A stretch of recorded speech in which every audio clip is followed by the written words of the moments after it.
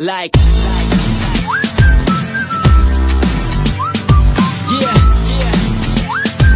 Good morning मित्रांनो. तर गावाकडता चहा प्यायला या. हे माझ्या बहिणीचं घर आहे. थांबा दाखवतो तुम्हाला. ही बघा, ही माझी बहीण, हे भावजी आणि ही साक्षी. आणि हा आपला चहा आणि बटर, हा नाश्ता आपला सकाळचा. या चहा प्यायला या.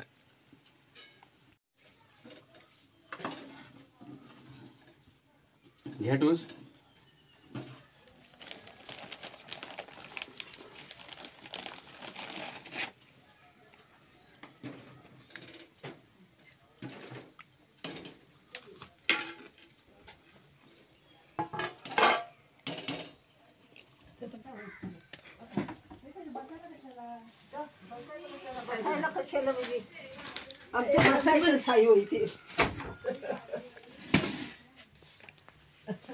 हे आजी आहेत ना? हो, ती बारकी आहे, दाखली. ती माझी दाखली जाऊ. अच्छा, हो, सांगा. ही दुसरी आजी. ही हा, आणि या शेवटची चुलती. आणि ही आजी. ही माझी आजी. स्वतःची आजी. अच्छा, आणि ती गाईला आली आता. आत्ताच चाय प्यायलो तिथे म्हटलं. सकाळी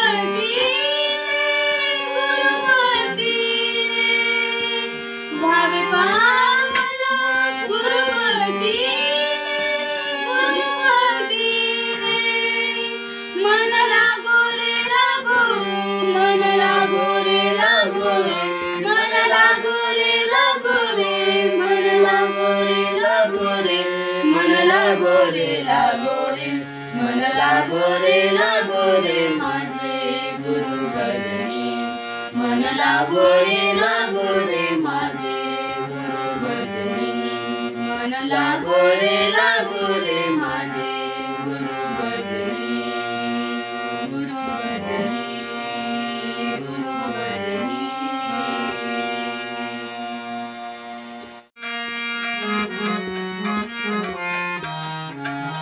कानडा राग पंढरीचा कानडा राग पंढरीचा कानडा राग पंढरीचा कानडा राग पंढरीचा कानडा राग पंढरीचा कानडा राग पंढरीचा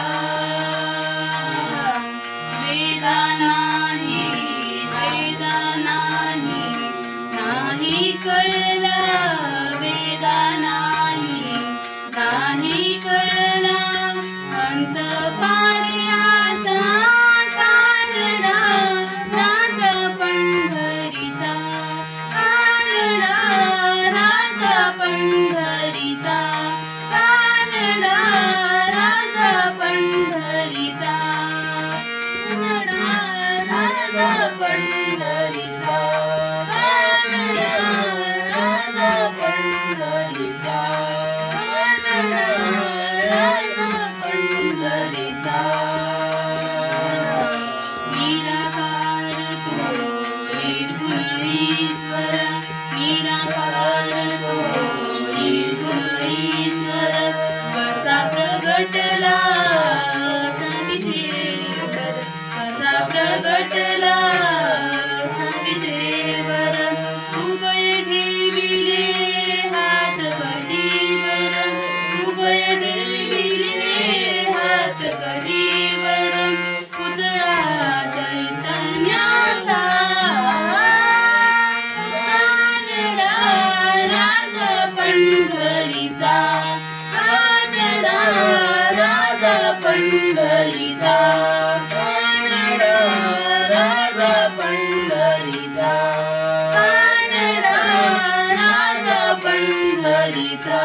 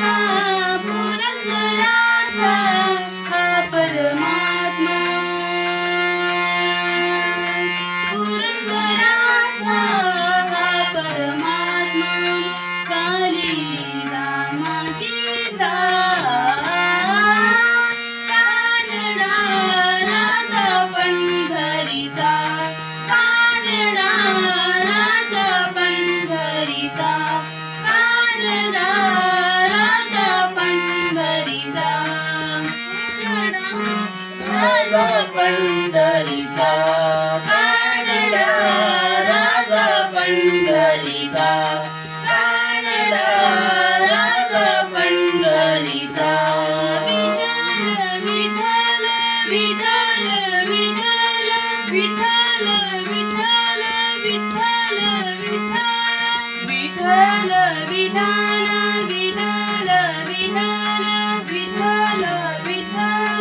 विठ्ठल विठ्ठल विठ्ठल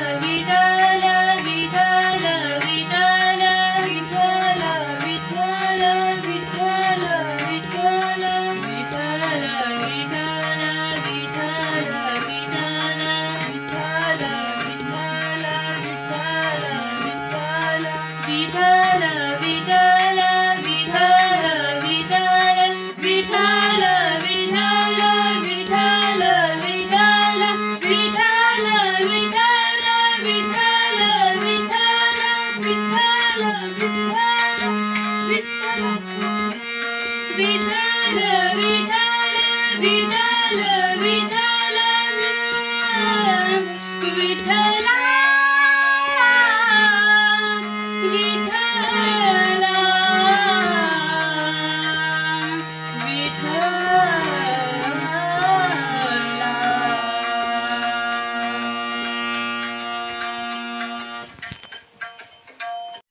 आपल्याच कुकर्मानं आपल्याच आपणच चुकीच्या पद्धतीने जगतोय त्यामुळे त्रास आहे.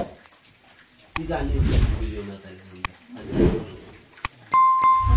वगैरे तुमच्या इकडे कुठल्या जायला होता? हा पूर्ण पट्ट्याला सत्तर येतात. टोटल जवळ खाली पण येतं. आम्ही पाचल वगैरे तिकडे हो कोकणात तर पाचलला राजापूर पासून हो तिकडे पण असतोय, इकडे लांजाला पण असतोय. सगळीकडे आहे, भरपूर आहे सत्संग.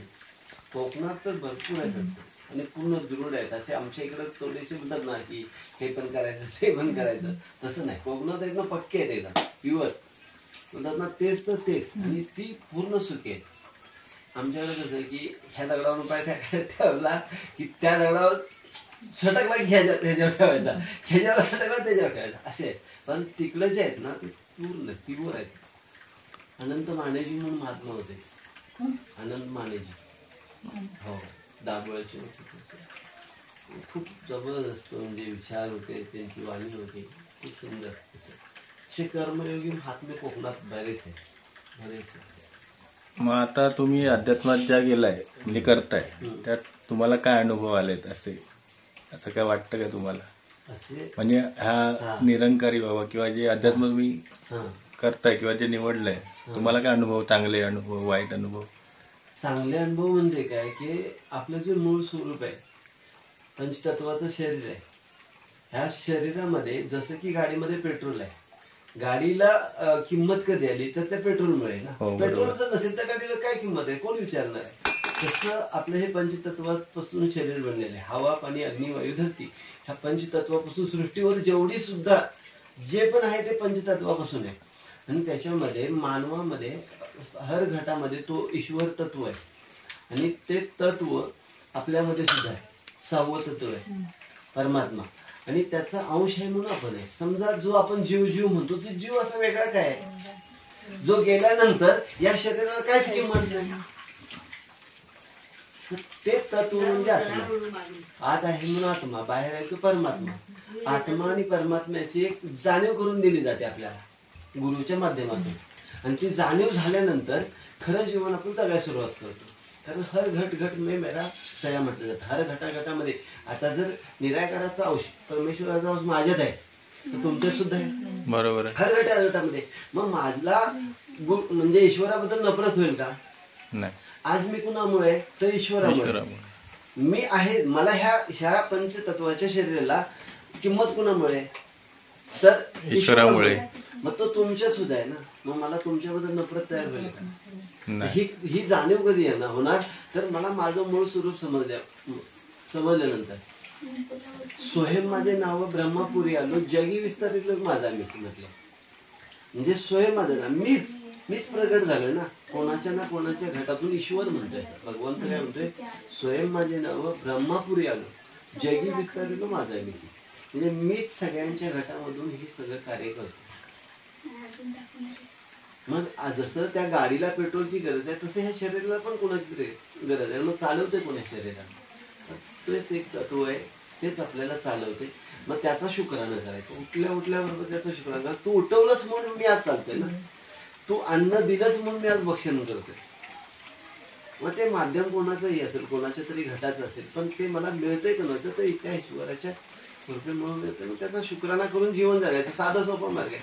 आता त्याच्यासाठी भगवंताला एक्स्ट्रा काय द्यायची गरज लागत नाही. जे आज आपल्याकडे गावाकडं खोबडी, नारळ, लिंबू बिंबू काय देतात हे भगवंताला काय लागत नाही. भगवंताला फक्त लागतो त्या भक्ताचा शुद्ध भाव. तिथे देवाला तेच हवं असतं, हे सोडून बाकी सगळं देतात. हा, पण भाव नाही. मग तो भाव फक्त भगवंताला आपल्याला देता आला पाहिजे.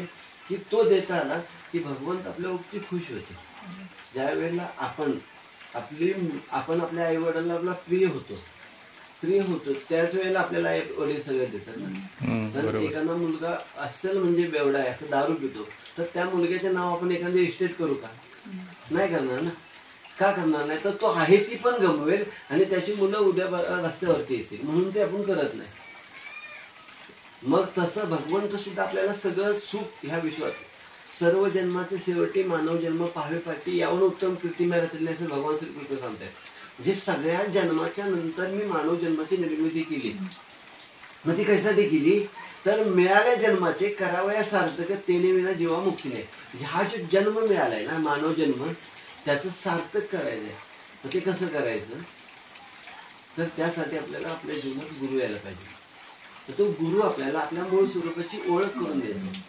आणि ओळख करून दिल्यानंतर मग समजतं की बाबा मी काहीच नाही, आहे ते सगळं परब्रह्म आहे. मग मी काहीच नाही त्याच्यावरती मला अभिमान येईल का? येणारच नाही ना. माझं म्हणजे आज बघा ना, माझी केस पिकली. पण ती माझी केस पिकलीत म्हटल्यानंतर माझी असतं तर मी पिकू दिली असतील का? मग माझी नाही, तर त्याच्यावर मला अभिमान यायचा विषय आला नाही ना. मग तो विषय सोडून दिला मी. ते जे दुःख वाटायचं, माझी केस पिकलीत, माझी केस गेलीत, मला केस पाहिजे होती, त्याच्यासाठी आत्ताच संपला ना, गेली. त्याचा त्याने सोडून दिला. म्हणजे ते दुःख हे जे विषय होता ना, तो निघून गेला. पूर्वी वाटायचं की माझ्या मुलांना चांगल्या ठिकाणी शिक्षण द्यावं, चांगलं शिक्षण देण्यासाठी अट्टास करावा.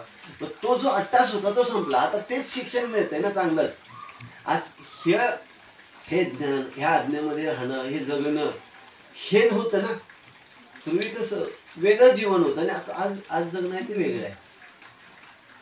आज प्रत्येकाला प्रत्येक घटाला जाणीव झाली की मी काय आहे, मला कसं जगायला पाहिजे, मला लहानाला मोठ्याचा कसा आदर सत्कार करायला पाहिजे, ह्या सगळ्या गोष्टी समजतात. ही तर अध्यात्मामध्ये. आणि ते समजण्यासाठीच अध्यात्म जीवनात पाहिजे. नसेल तर मग प्रत्येक जणांचा मार्ग वेगवेगळा आहे. आज घरात आपण बसलो तर प्रत्येक जण मोबाईलवरती बसतोय. कुणाला कुणासाठी वेळ आहे का? प्रत्येक जण कुठल्या ना कुठल्या याच्यात गुंतून आहे. म्हणजे आईला मुलाच्याकडे बघायला वेळ नाही, मुलाला आईच्याकडे बघायला वेळ नाही. म्हणजे अशी परिस्थिती आहे. मग ह्या परिस्थितीमधून आपल्याला म्हणजे बाहेर आणलंय. आणि ते चांगलं जीवन कसं जगायचं ते ईश्वराने तुम्हाला दिलेलं आहे. आणि मग ते जगण्याचा आनंद वेगळा आहे. जो जगतो ना त्याला समजतं की खूप मजा आहे, खूप मजा आहे, खूप म्हणजे इतकं आहे की मी चढ उतार भरपूर बघितले. पण अशा चढ उतारामध्ये आहे ना, मी तरलो कशामुळं? तर ह्या ज्ञानामुळे. मला जाणीव झाली की हे चालणार आहे. आज चढ आलाय, उद्या उतार येणार आहे. तर ती जाणीव झाल्यामुळं त्याचा गम वाटला नाही कधी. एवढे चढ उतार आले. आणि आज खूप सुंदर गुरुच्या कृपेने ना खूप सुंदर जीवन बनलं. की ज्या गोष्टीची मी अपेक्षा कधी केली नव्हती की मी अशा पद्धतीचा स्वयं बिझनेस तयार करून दिला. मी पण कधी विचार नव्हता केला आणि आज पण नव्हता. पण आज तो सुव्यवस्था झाला. कधी मला वाटत नव्हतं की मी आता करू शकतो. म्हणजे इतकी सगळी काही गोष्टी कल्पनेच्या पलीकडच्या आहेत त्यांना सांगता पण येत नाही. असे अनुभव आहेत. जे काय आहे ना, म्हणजे आज कधी वाटत नाही कुणाबद्दल नफरत वाटत नाही, म्हणजे हे नाही वाटत. ठीक आहे, चाललंय, ठीक आहे, त्याच्या मर्जीनं चालवणारा तोच आहे आणि बोलवणारा पण तोच आहे. आपण त्याच्यासाठी एवढा कसं आहे, ठीक आहे चाललंय, म्हणजे तुका म्हणे उभे राहावे, जे होते ते पाहिजे. फक्त पाहायचं, आपण कुणाची नफरत पण करायची नाही आणि कुणाला चांगलं पण करायला जायचं नाही. का? कारण का त्याचा खेळ आहे ना, तोच करणार आहे. आपण फक्त ह्या पृथ्वी तलावरती काहीच करू शकत नाही. करणारा तो आहे. फक्त त्याच्या आज्ञेमध्ये आपण राहायचं आणि राहिल्यानंतर तुझे आनंद आहे मस्त. म्हणून हे अध्यात्मात आहे. अभंग सुद्धा काय सांगतो, अभंगाची बोल सुद्धा काय आहे ते आपल्याला समजतात. पूर्वी समजायचं नाही. हे कानावर कितीतरी वेळा अभंग गेले होते पण समजत नव्हतं ना. त्या समज कशामुळे ते ह्याच्यामुळे ती समज आली आणि मग ते जीवन, मग जगण्याचा आनंद खूप वेगळा आहे. म्हणून प्रत्येकानं जीवनात एकदा ना एकदा तरी गुरु करावा. आणि एकदा ना एकदा म्हणण्यापेक्षा मला उद्याचा क्षण माहिती नाही, पण जन्मच मिळालाय त्याला प्राप्त करण्यासाठी. आणि जर मी ते प्राप्त करता न करता जर गेलो तर परत त्या 184 योनी कोटीमध्येच मला पडावं लागेल ना. या जन्मात मी जर ती मुक्ती प्राप्त नाही केली किंवा या जन्मात मी ते साध्य करू शकले नाही, शरीर सुटल्यानंतर विशेष संपला ना. सगळ्या जन्माच्या नंतर मानव जन्म दिलाय म्हटलंय. तो दिलाय कशासाठी? तर ते प्राप्तच करण्यासाठी. संसार, बरं ठीक आहे, मी एवढा सगळा संसार करेल, पण ह्या संसाराचा मला त्या ज्याच्यासाठी पाठवलंय त्याच्यासाठी त्याचा उपयोग होणार आहे का? तिथे एकही वस्तू आम्ही घेऊन जाऊ शकत नाही. मग काय घेऊन जातो ते फक्त नामधन, जे नामानं मिळवलेलं धन आहे ते धनच मला तिथं कामाला येतं. म्हणजे या भगवंताचं मी नामस्मरण जे करतो, क्षणाक्षणाला मी त्याच्या ऐसाचा मत राहतो की तूच करतायस, तूच हे सगळं करतोयस. मी त्याचं तू करतोयस म्हटल्यानंतर, तूच आहेस म्हटल्यानंतर ते नामस्मरणच झालं. मग त्याच्या आयुष्यामध्ये तेच धन आपलं आहे. तेरे पास क्या है किसी ने ना जाना, दुनिया की दौलत से बडा है खजाना. म्हणजे आपल्याजवळ कोणतं धन आहे तर हे नामधन आहे. परमेश्वराचं मिळालेलं नाम आहे ना, तेच धन आपल्याजवळ सगळ्यात मोठं. ते धन तिथं कामाला येतं. ह्या पृथ्वी तलावरली आपण बघत ना, कवडी मोल सुद्धा इथून घेऊन जाणार नाही आणि त्याचं तिथं काहीच कामाला येणार नाही. ज्यावेळेला हे आत्मा स्थूल शरीर सोडतो, आता स्थूल शरीरामध्ये आपण सूक्ष्म शरीरामध्ये प्रवेश करतो आत्मा, त्यावेळेला आपल्याला ह्या सगळ्या गोष्टीचा हिसाब द्यायला लागतो. मला कशाला पाठवलं होतं, मी काय करायचं होतं, मग ते जर आपल्याला तिथं जर नाही दाखवता आलं, तुमच्याकडे सर्टिफिकेट मागितलं, बाबा तुम्ही ही डिग्री घेतली, ते सर्टिफिकेट आहे, तुम्हाला आम्ही जॉब देतो. मग ते सर्टिफिकेट नसेल तर तुम्हाला कोण जॉब देणार का? मग ते हे मानव जन्माला सुटण्यासाठी, 184 योनीतून सुटण्यासाठी हा जन्म आहे.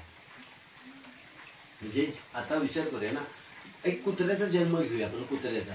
तर त्या कुत्र्याचा जन्म, लूद भाजलेलं कुत्रं तुम्हाला माहिती आहे? एखाद्या कुत्र्याला लूद भरते माहिती आहे? बरं, कुत्रा द्या, गटारातले किडे माहिती आहेत? हा पण एक जीवच आहे ना, ते हालतोय म्हणजे जिवंत जीवच आहे ना. म्हणजे तो जन्म मी घेतलेला आहे. त्या किड्याचा जन्म, गावडुक्कर माहिती आहे तुम्हाला? मुंबईमध्ये गावडुक्कर असतात गटारात, त्यांचं तोंड काय कुठं असते? गटारात. मग समजा मी गावडुक्करच आहे, मग माझं तोंड कुठं असेल? आता ती तयार इच्छा आहे का मी त्या गटारात तोंड घालण्याची? म्हणजे हे जन्म मी भोगून आलोय. मग असा परत मला यम यातनेचा भोग आहे ना तो, कायम त्या घाणीत तोंड. आज मी माणूस आहे म्हणून मला समजतंय ना ते काय करते. अशा घाणीत मला तोंड घालायचा जन्म मला मिळाला होता. ती चांगला आहे का? ते सुटण्यासाठी हा जन्म आहे. बरं, त्या डुकराला, गावडुकराला त्याला माहिती आहे का मी घाणीतून तोंड घालते? त्याचं खाद्यच ते दिलं होतं, कारण त्या जन्मात काहीच म्हणजे बुद्धी दिलेली नाही. बुद्धी फक्त मानवालाच दिली भगवंताने सुटण्यासाठी. सर्व जन्माच्या नंतर बनवला. का बनवला? तर भगवंत ह्यांना चालवतोय, त्यांना माहिती आहे का? नाही माहिती ना. पण मला माहिती झालं त्या भगवंताने मला चालवतो. मलाच एक बुद्धी दिली, मानवालाच बुद्धी दिली. म्हणून सगळं काय कुणाला सांगायला असते? मानवाला सांगायला असते, माणसाचा भाव. तर कधी असं म्हटलंय का त्या कुत्र्याला म्हणते का अरे माणसासारखा वाघ म्हणून? हा, कुत्र्यासारखा वाघ म्हणायला लागते का? ते बरोबर आपलं काम करतं, आपल्या मालकाला बरोबर ओळखतं, त्याच्यावर भुगत नाही. जे बाहेरचं आहे ते त्याच्यावर ते भुगतं. आणि माणसाला ओळखतोय का? म्हणून हे निरंकारी मिशन काय करते? तर एक माणूस बन, नेट माणूस बन आणि माणूस बनवू शकतो. संत निरंकारी मिशन हे विश्वामध्ये एकमेव मिशन असं आहे की ते विश्वबंधुत्व सगळ्यांना देते. शांतीचा संदेश देणार हे निरंकारी मिशन आहे. 51 देशामध्ये मिशन कार्यरत आहे. आपल्या भारतापुरतं नाही आहे. त्या सगळ्या जगाला संदेश काय देते? शांतीने जगा. हा जन्म जे मिळालाय ना तुम्हाला, तो लढाया, झगडे, भांडण हे करण्यासाठी नाही मिळालेला. तो जन्म मिळालाय ह्या सगळ्या गोष्टीतून तुम्हाला सुटण्यासाठी. मग ते सुटण्यासाठी तुम्ही काय करा? तर शांत आहे, प्रेम, नम्रता, सहनशीलता हे अंगीकरण करा आणि मग तो जगण्याचा आनंद.